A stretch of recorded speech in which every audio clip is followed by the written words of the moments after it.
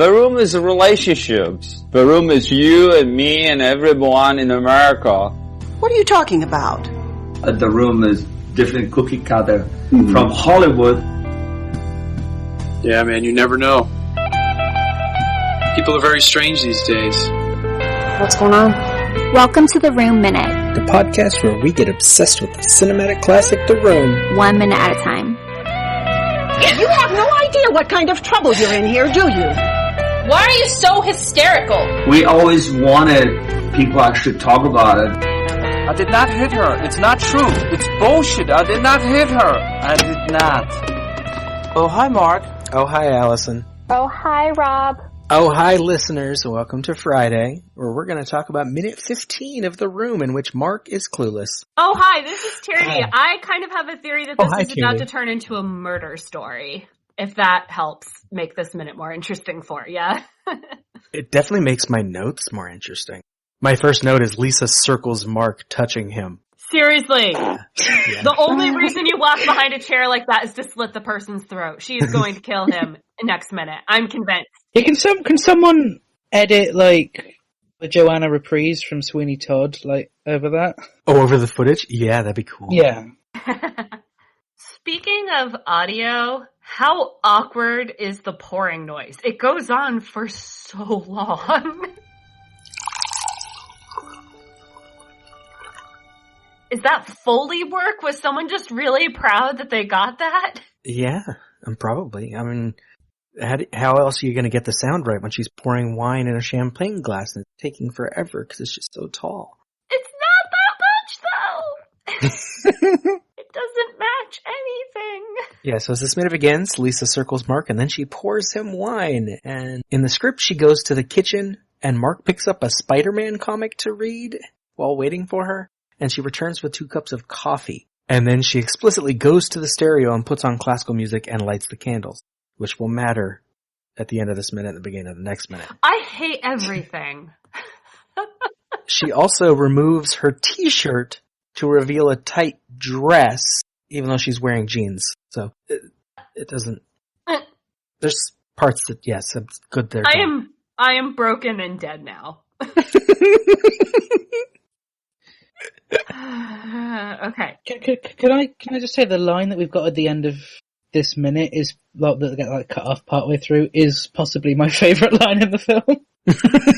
Because, like, you can't make this stuff up that line stayed in there. No. It gave me so many questions, because I was trying to figure out, like, has this happened before?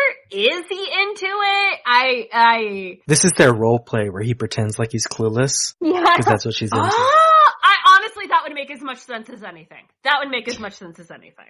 I mean, maybe the entire film's, like, his roleplay. That would give more questions, but still less questions than are left by the film. That's why they have to remind him he's the best friend repeatedly, or he has to, because he has to get into character. It's like a murder mystery thing where he's like, yeah, I'm Mark, his best friend. Yeah, that's it. I can make a Babysitter's Club reference in this minute, too. I did not see that coming when you asked me to guest on this.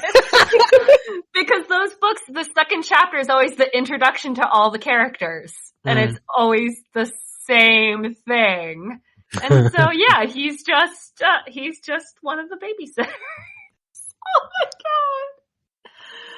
What is this? Why is this? I feel like I need to see this that you're talking about. Oh my god. It's a pretty good movie. For a kid's movie, yeah. Yeah, that's the thing. I had the book. Yeah. The Babysitter's Club, is that what we're talking about? Yeah. And then they did the movie, and it's got a lot of very good female actresses. Yeah, people who, like, grew up to keep acting. Super young. It's so weird. But this is, oh god, her flirting technique. Because I get, like, Luke, cover your ears. We've all been young. We all thought this was flirty and but we grew up and we realized, oh no. Well, yeah, and she looks down at the strings, unties them completely before asking if he minds. Also, they're in her house. She controls the thermostat. Right, it's hot in here, so turn the air up, you know? Yeah. But Tommy's got money. He's getting a promotion, maybe. Oh, God. Now, see, in the script, though, she knows Tommy didn't get the promotion. Johnny didn't get the promotion. Oh. So she's trying to save on, money. Not going to turn the air on today. Yeah, the fact that Johnny basically is Tommy Wiseau makes it really hard to say Tommy or Johnny. I try to refer to him as Wiseau, and the character is Johnny, but I still mix it up. Or is it Wiseau instead of Wiseau? I'm just saying it wrong the whole time. It'd be Wiseau, because it's a respelling of the French word for bird. Have you done an awful lot of research into this, or is this just knowledge we should all know? Well, no, I read The Disaster Artist, and I read Sandy Schecler's book, Yes, I Directed the Room. And every issue so far of Philip Haldeman's comic, My Big Break. So, yes. I just, as someone who talks about a 1970s movie that's accused of misogyny a lot, can I also just bring us all down for a minute to say how awkward it makes this whole Lisa is the villain story? Mm-hmm. That it's Tommy. Johnny Tommy. Oh, We're going to invent an underwear company next. Mm-hmm. Tommy Johns? Is that what you're talking about? Wait, what are Tommy Johns? No, Tommy Johnny is the character. He just has both names now. And someday he'll... Actually, that kind of works. I think that works. It doesn't matter what we call him. He just is. He's him. I mean, everyone knows what we're talking about. Right. It's fine. And, so she unties her thing? Sweater? Robe? Yeah. Thing is kind of fair, honestly. Because it's one of those kind of a sweater, kind of a shirt. Real quick, there is an underwear company called Tommy John. Oh. Yeah, they advertise on a lot of podcasts. Yeah. So. But that's not his, though. But I want to see that, IP fight. Yeah. So Lisa takes off that thing, revealing her arms and shoulders, and pow, chicka, pow, pow. As Mark says no. I put in my notes, Mark looks at her like he's never seen a woman before. Like he's surprised. There's arms and shoulders under there. But notice he never drinks.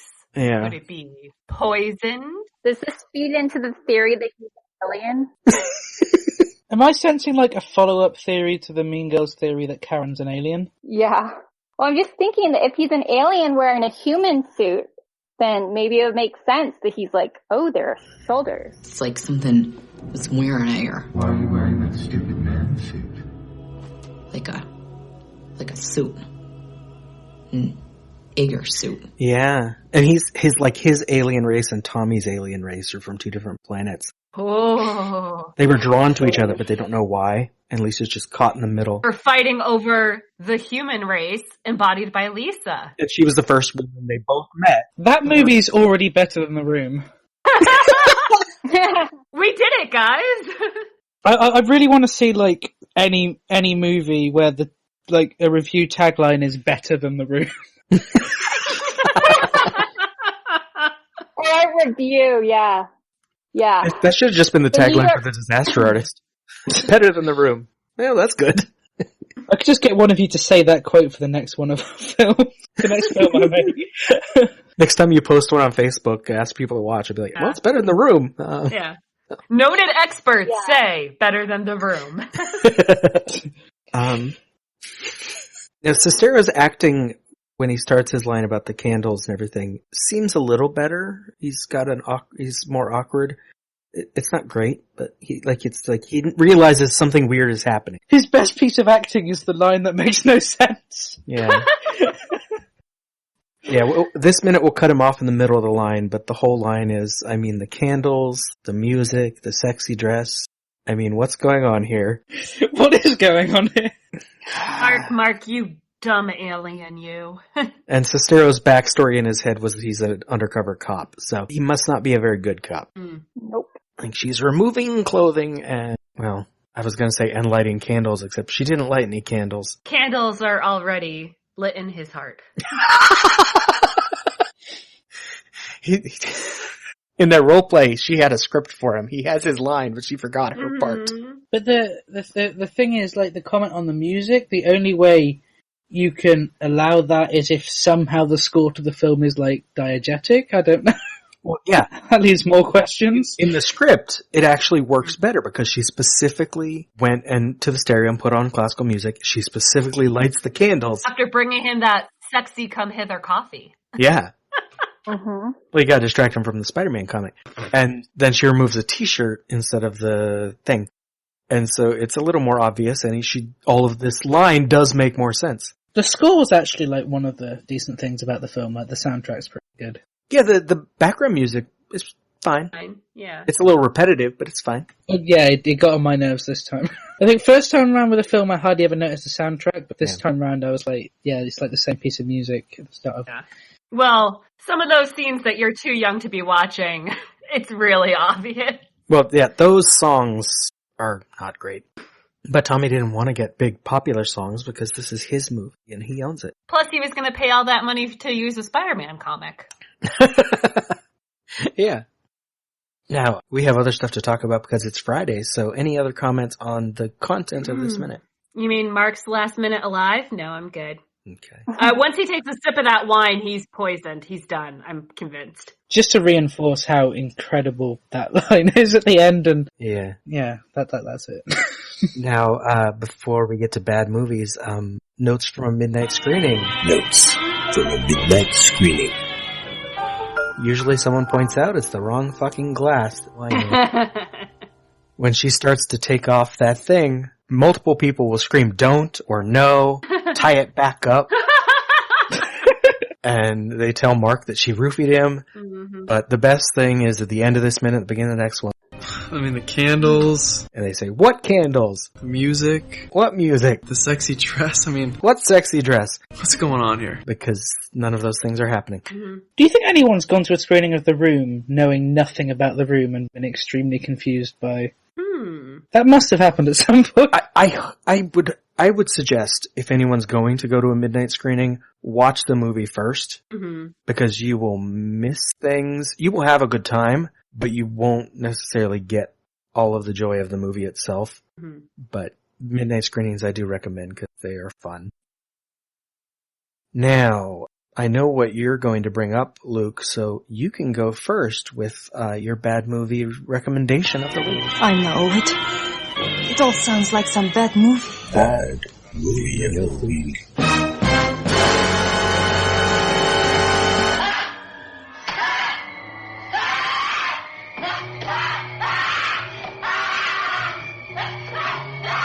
Okay, I might suggest that you make yourself a cup of tea or coffee before I say the title because it's long enough.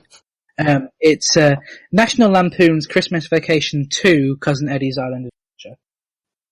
It's if you've got any sort of interest in the original films, then this might ruin them for you. I think there's valid reason why it's not in the Vacation Blu-ray box set or anything like that.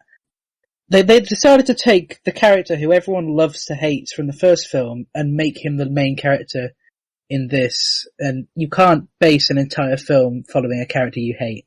No. The weird thing for me about Christmas Vacation 2 is it's written by a guy who produced all the other ones, but he's only written like 2 things ever. I've heard some things about Matty Simmons. Okay. Some not completely nice things. I'm gonna plug my show here. On episode 3 of Please Be Seated, I spoke with one of the head writers for the National Lampoon, and he has a lot of things to say about Matty Simmons and his experience there, so I recommend listening to that. Okay. I can't remember exactly what he said, so I'm just gonna suggest everyone listens to the episode with Dave instead. Alright.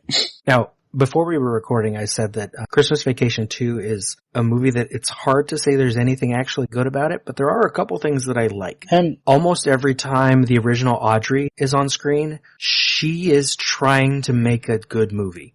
Yeah. She is acting, she is trying. I feel so bad that she came back for that. And I was surprised when I looked it up and I'm like, how old is she when this movie happened? Because she's like 40, I think, when they make it. She does not look that old. But she looks like she's in her 20s. Yeah. Or even like a late teenager. It's quite, yeah. And the other good thing is the plot itself could almost be a good movie. Like this family gets on a vacation, well actually it is several movies I think. Family gets stuck on an island and has to figure out how to survive there. And even the father being so dumb that he accidentally kills food and everyone thinks he's good at what he's doing that's a funny moment. You explain the story and it sounds like you'd be watching a good movie. Yeah. And Eric Idle's in this? Like, I'm ashamed that such an iconic British comedy actor movies. The director is a guy who works a lot in television. Like, he has done an episode of so many good shows, and several of them are good episodes of those shows. And so there's like parts here that should be a good movie that's funny. But it's like every time they try to tell a joke, it's not funny. Yeah, and I can't figure out why. Like, I can't put my finger on what's actually bad about it, other than the fact that it is bad. I'm gonna steal this. Red Letter Media did a best of the worst where they watched this movie. And they talk about like a lot of part of comedy is you try to bringing down someone that's like high up. When a rich person falls over, it's funny because it's a lowering of stature. Eddie is already the worst, and then the movie just has random bad things happen. There's no reason for the pipes to break for this plot. And then you forget about it before it comes back. And then they keep coming back to the water flooding the house like it's going to be funny, and I'm like, no, that has nothing to do with the movie anymore. It wasn't even funny the first time. Like, is Eric Idle playing the same character as European Vacation? I think that's the implication, yeah. Yeah, because it's the same guy who just keeps getting hurt. And the original Audrey, like, I'm pretty sure I'm right in saying that she didn't know that she wasn't in European Vacation until they were partway through filming. That's probably true, yeah. I think I heard that because, like, Anthony Michael Hall was doing Weird Science, and so he couldn't work on two Hughes projects at the same time, so they just kicked her off as well. Yeah, they made it like a joke. Yeah, she was asked to do the film, and then she just found out that they were filming without her, and that's it. So I suppose she just sort of any invitation to come back to the franchise. Yeah, and she's trying. When she shows up sad and she's like, first line is, I'm gonna kill myself. And this is rude to say, but it's hilarious, because she's just like, what the hell just happened? This woman comes to the scene and announces she's gonna kill herself, and why is this happening? Who's the target audience for this, by the way? With, like, references to suicide and occasional, like, sex references that means it's not a kid's film, but also, like, it's... Well, yeah, like, there's a moment where the kid and the grandpa are both spying on the woman who ended up on the island with them. Yeah. As she's bathing in a lagoon. And I don't know why that scene's there. I feel like it just needed lampoon, and that's why they put it there. Like, that's why the shower scene was in the first Vacation film, was just because lampoon, like, required nudity, but it's like they're about to, and then they, like, chickened out because it's a family film or whatever, and it's like, what's the point? Well, this movie was edited to be on television. Yeah. And so yes, they're spying on her, but you don't see anything. And so it's like, that scene served no purpose. Yeah. When it actually could have been a nice character moment that the kid and the grandpa are, like, talk after or something. Or she spots them and there's some sort of tension between their characters while they're stuck on an island. Or, yeah, anything like that. Like, there could be a better movie with all of the elements that are here. Just none of them work. Similar to The Room, in a way. I'm just thinking, her bathing scene's very similar to the one from Blue Lagoon. Do you think that's deliberate? Well, how else are you going to film someone in a lagoon? That's true. There's not really any other ways of recording someone showering. Especially if you're deliberately trying to only show them from the back. Desert Island. How else you show? Yeah. But yeah, it's so weird, this movie. The weird thing is, the fact that it was a made-for-TV movie, it came across to DVD release here in the UK. Yeah. Like, so someone thought it was good enough, or I suppose at least had marketing points, I suppose that's the main thing, to release it over here. And you can rent it on Amazon Prime. Yeah, for anyone who is too happy and wants a bad time, then you can sit and watch Christmas Vacation too. Okay. Now, Tierney. All right. Yes. So I got totally caught out that I didn't look at the details about this podcast until this morning. But I've had, and the other problem is I am a generally optimistic person, and so there are very few movies that like I've watched that are that bad. But I decided, so originally I just have to give a quick shout out to The Parent Trap 2, which is also a sequel and was direct to TV. But Tom Skerritt in tube socks as like the sex symbol of the movie is really a choice. So are you suggesting that Tom Skerritt is not sexy? Oh, no. Oh, okay. I'm suggesting that him wearing short shorts in a 1985 direct to TV movie is a choice. Because it's weird, because like the little girls are trying to set up their parents like, your dad is so hot, and I'm just like, what no, what is happening here? But I decided, I was like, I'm gonna go original, and well, quote unquote original. 2004's Van Helsing should be a good movie, but isn't. And it will have moments of goodness that lull you into thinking you're watching a good movie. Yeah. And then it will all fall apart spectacularly again. Like, I pulled it up on IMDb and it's scrolling through the images and I'm just like, ugh, oh yeah, right. I forgot about that part. So that's my recommendation. And I feel like it can be a recommendation because you can have a lot of fun watching Van Helsing. Oh, yeah. But you are not watching a good movie. You're watching a bad movie. That's where I came down on this. Right. Well, a good, bad movie is entertaining along the way, even if it is just because you are constantly trying to figure out how did they get this wrong. If you look at the elements of Van Helsing, of the story, of the actors involved, of the production quality, it should be amazing. Is this the 2004 one? Yes. Yeah. Which, when it came out, it looked like it should be a good movie. It should have been amazing! It's right up my wheelhouse, and it just, it's bad and, it just, love stories are happening, but then not happening, but then kind of back, and daytime is changing mid-fight scene, and it's weird. And if I remember right, there were a few movies similar in like tone and look around that same time where it was like maybe the special effects had gotten to a point where people thought they could make these really awesome horror films and whatever, and then but they wasn't quite there where it could be believable, and so it ends up as this weird mix. Yeah. Where they're not putting in enough effort. It's a very strange tone. Do you think that to inhabit the American way of it, do you think that a PG-13 horror film can work, or is it not ideal? Yeah, it depends on the kind of horror film. Yeah. Like if you're making a slasher film, I don't think it should ever be PG-13 because part of that, the way it plays with the tone, me from Michael Myers Minute, is that you want it to have that sexual element about these young people trying to do adult things and then getting killed. And so it helps. But there are plenty of horror films that don't need that. And in the 90s, you got a lot of that because you didn't need to put sex and nudity in a movie because people could get that at home. And now you can get it on your phone. So movies don't need to put that in to be titillating. So you can monster movie doesn't necessarily have to be R. Right. Or a good thriller, something like Psycho, where it doesn't have to have that. Psycho, for some reason, is still rated 15 here, and I don't really know why. I don't know. I mean, you do get a shower scene, but you do not see anything. Yeah, although I think I read that when it came out, it was controversial for containing strong violence and nudity, and then people have since gone, no. Well, in 1960, that much skin was a big deal. Now it's just like, do you see nipples? No. Do you see pubic hair? No. And so it's fine.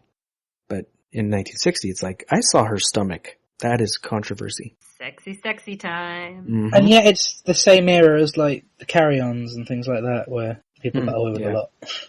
Yeah, I usually think of British as being more lenient with stuff like that. Maybe that just really shows my Monty Python brainwashing. Yeah. Oh yeah, there's the Monty Python flight, you say, Psycho is a 15, but the complete Monty Python's Flying Circus is rated 12 on DVD, and I watched it when I was 12, and I'm like, there's actually an awful lot of stuff here that shouldn't really be 12-year-olds. Maybe they're hoping it goes over their head. They've also recently re-rated Life of Brian. Oh!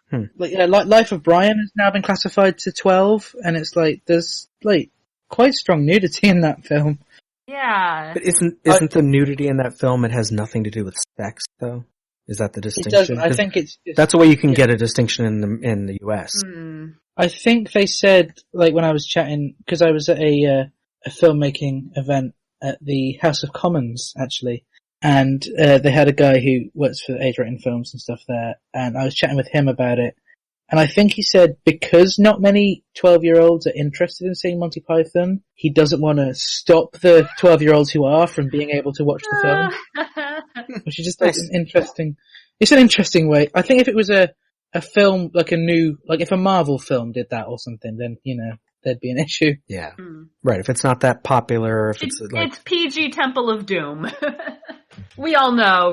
Going into it what you're getting. Or at least you really hope so. Yeah. I mean, Temple of Doom is when they built that rating here for us. Yeah. But what I mean is, now, Temple of Doom is still rated PG because that's what it was rated. Mhm. But everyone knows, this is one of those movies. Do you not get them reclassified and No. put through the system? Okay. Unless it's a different, like if it's re-released, if that was re-released into theaters, they'd probably slap a new rating on it. But if it's just, that would be like, and not just a movie theater showing it, but if they re-copyrighted it, they would do it. Yeah, like recently Mrs. Doubtfire, I think, has gone from from PG to 12, for like sex references or something. Which I think is I think it's an odd decision with some of them when they've been around for a while to re-rate them. Well, we've had the same ratings standards essentially since the 60s, MPAA, and movies have gotten more lenient in what they'll put more into a movie. I don't think Temple of Doom would get a rating change because now a PG movie might have some of that. Yeah. But maybe it's on that cusp. Yeah. And so, because it's Spielberg, they could probably get away with releasing it as PG because Spielberg's got clout. Which is why that whole PG-13 thing is interesting to me because he's the one who's made that rating and got it done because he realized he was. Well, what pisses me off is that it depends on who the audience is for, and it doesn't make any difference. I saw a 6-year-old walk into the Deadpool theater. Yeah, I mean, assuming the parent knows what they're in for and takes the kid on purpose, that's cool. Yeah, you can do that with ours. That's what I like. The idea of your cinemas in America, we've got very sort of specific ages with them. That we've got 12A, which is if you're under 12, then you go with an adult. But everything else is 15, 18. They ID you when you come in, even if you're with a parent, no difference. And you will be, but yeah. Anyway, the point I was making is still sometimes they want a specific rating, even though something is violent, they will negotiate down to a PG-13 because they want to get more people to say, or they will say, we don't want this to be a PG-13 movie, we want it to be R, so it will be marketed as an R movie. Yeah. And so we'll add this one thing to push it over the edge. Tierney, if the listeners have liked hearing you, where can they? Ooh, I am all over moviesbyminutes.com. I've guested on a bunch of these shows. I've also guested on some non-moviesbyminutes.com. So if you go to onesteelsister.com and go to podcast guest appearances, you'll find all of those, including the things outside of this genre. As much as I love it, as much as I am totally pro this community, onesteelsister.com is kind of my catch-all website for things. So that's where you can find links to Return to Oz Minute, The Neverending Minute, MASH Minute, and Joe versus the Minute. And it sounds like, Robert, we'll have to have you on as a guest. Yes, definitely. And Luke, once again, where can they find you? You can hopefully find me on a few random movie by minutes, but the best way to find me is my show Please Be Tweeted, which Please Be Seated. I'm on Twitter at Please Be Tweeted. My show is called Please Be Seated. You can find it on Facebook. You can find it on iTunes, Spotify, whatever. My YouTube channel is Bottle Productions, where I make short films and things like that. I think that's all I do now. Or you could email me at alallenfilm@outlook.com if for some reason you want to get in touch with me. Yeah. There we go. Oh, and I'm at llama_bottle0 on Twitter. So it's nothing wrong when people make fun of the project, in this case, The Room. The Room Minute is a production of Lemming Drops Studio. You can find more content at lemmingdrops.com. Follow The Room Minute on all the obvious social media. If you've got any stupid comments after the show, you can leave them in your pocket on Facebook. If you like what you hear, throw us a rating and a review on your podcatcher of choice. Thank you for listening, and remember, if a lot of people loved each other, the world would be a better place to live. Leave us!